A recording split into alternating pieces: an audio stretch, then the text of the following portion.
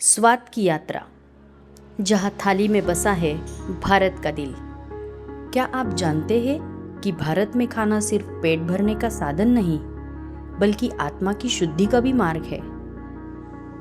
क्या आपने कभी सोचा है कि आपकी थाली में सिर्फ खाना नहीं, बल्कि हजारों सालों की कहानी छुपी हुई है?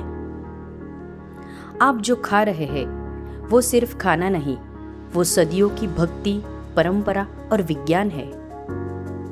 आज मैं आपको ले चलूंगी उस यात्रा पर जहां स्वाद सिर्फ जायका नहीं, बल्कि आस्था, विज्ञान और मानवता का संगम है। दक्षिण की इडली, उत्तर की खिचड़ी, पूरब का महाभोग और पश्चिम की थाली, ये सिर्फ व्यंजन नहीं, हमारे धर्म, संस्कृति और पूर्वजों की कहानी कहते हैं। आज हम बताएंगे भारत के भोजन की वो बातें जो आपने कभी सुनी नहीं होगी। अनकही स्टोरीज में आपका मैं बहुत बहुत स्वागत करती हूँ। भारत का भोजन केवल स्वाद नहीं, साधना है। हर थाली में छिपी है एक कहानी, कभी श्रद्धा की, कभी तप की, तो कभी भगवान को लगाए जाने वाले भोग की। आइए जानते हैं भगवान कृष्ण की कहानी। क्या आप जानते हैं कि भगवान को परोसा गया खाना केवल पूजा नहीं, एक गूढ़ विज्ञान है। क्या आपने 56 भोग की पवित्रता या अन्नदान के रहस्यमय लाभों के बारे में सुना है? एक बार की बात है जब भगवान श्री कृष्ण बाल्यावस्था में थे और गोकुल में रहते थे। वहां के ग्रामीण हर वर्ष इंद्रदेव की पूजा करते थे ताकि वर्षा ठीक से हो और उनकी खेतीबाड़ी सुरक्षित रहे। लेकिन श्री कृष्ण ने ग्रामीणों से पूछा, हमारी वर्षा का कारण इंद्र है या गोवर्धन पर्वत? और प्रकृति जो हमें फल, फूल, चारा और जल देते हैं, उनका क्या? कृष्ण ने समझाया कि हमें गोवर्धन की पूजा करनी चाहिए, जो वास्तव में हमारे जीवन के लिए उपयोगी है। सभी गांव वालों ने श्री कृष्ण की बात मानी और इंद्र की बजाय गोवर्धन पर्वत की पूजा की। देव इंद्र को यह अपमान लगा और उन्होंने गोकुल पर मूसलधार वर्षा की और तूफान बरसा दिया। गांव डूबने लगा, सब भयभीत हो उठे। कृष्ण की लीला तो देखिए। तब 7 वर्षीय बालक श्री कृष्ण ने अपनी छोटी सी उंगली पर गोवर्धन पर्वत उठा लिया और सारे गांव को उसके नीचे शरण दी। 7 दिन और 7 रात तक बारिश होती रही, लेकिन किसी को कोई नुकसान नहीं हुआ। इन 7 दिनों तक यशोदा माता और गोपियां कृष्ण को कुछ भी खाने नहीं दे पा रही थी।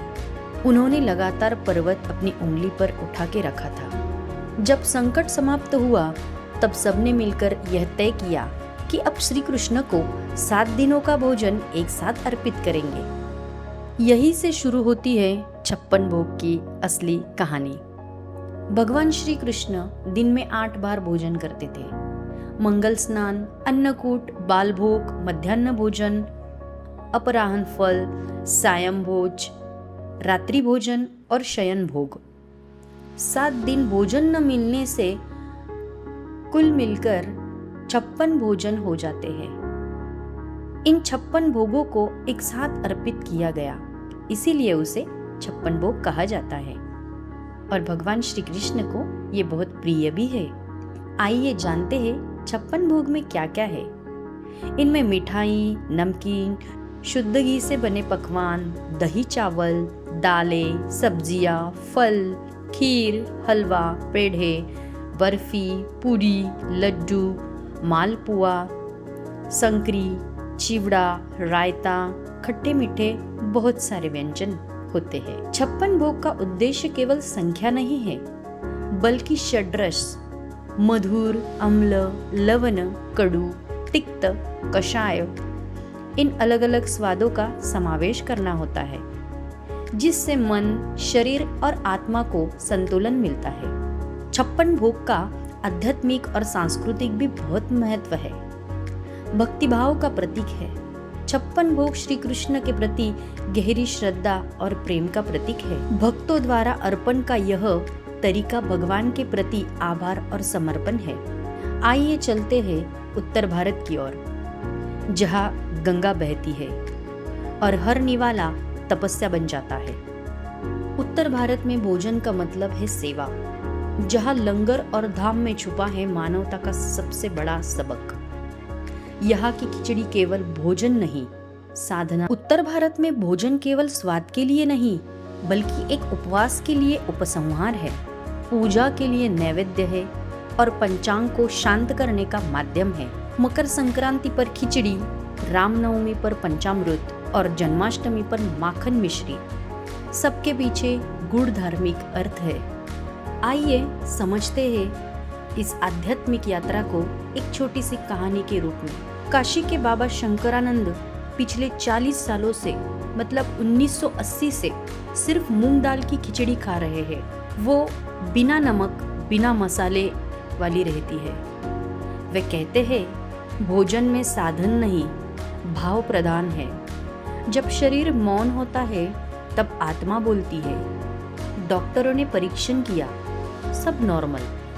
उम्र 70 साल, लेकिन शरीर 40 का है। ये है भारतीय भोजन की शक्ति। खिचड़ी को आयुर्वेद में त्रिदोष शमन आहार माना गया है। यह वात, पित्त और कफ को संतुलित करती है। उत्तर भारत में भोजन में देसी घी, हरी सब्जियां और दालें विशेष रूप में शामिल होती है। वहाँ स्वर्ण मंदिर में 2 सामुदायिक हॉल है। आइए जानते हैं स्वर्ण मंदिर की कहानी।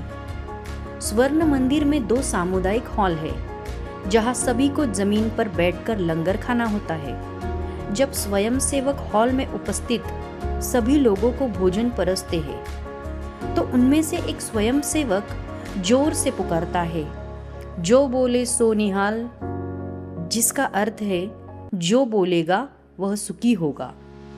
इस पर भीड़ सत श्री अकाल कहती है, जिसका अर्थ है ईश्वर का नाम सत्य है, और भीड़ भोजन ग्रहण करना शुरू कर देती है। स्वर्ण मंदिर के लंगर के बारे में कुछ रोचक तथ्य भी है। दुनिया की सबसे बड़ी मुक्त सामुदायिक रसोई होने के अलावा स्वर्ण मंदिर के लंगर में कई अन्य विशेषताएं हैं। स्वर्ण मंदिर का लंगर सभी को परोसा जाता है, चाहे उनकी जाति, रंग, पंथ, लिंग कुछ भी हो।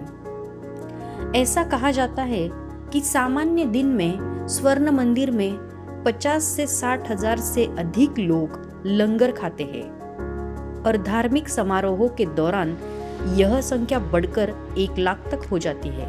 भोजन सादा और शाकाहारी होता है, जिसमें आमतौर पर अचार, रोटियां, दाल और खीर परोसी जाती है। आइए चलते हैं दक्षिण भारत की ओर। दक्षिण भारत में भोजन देव सेवा है। मंदिरों में जो अन्न बनता है वह नैवेद्यम कहलाता है, जिसे मंत्रोच्चार, नियम और समय के अनुसार बनाया जाता है।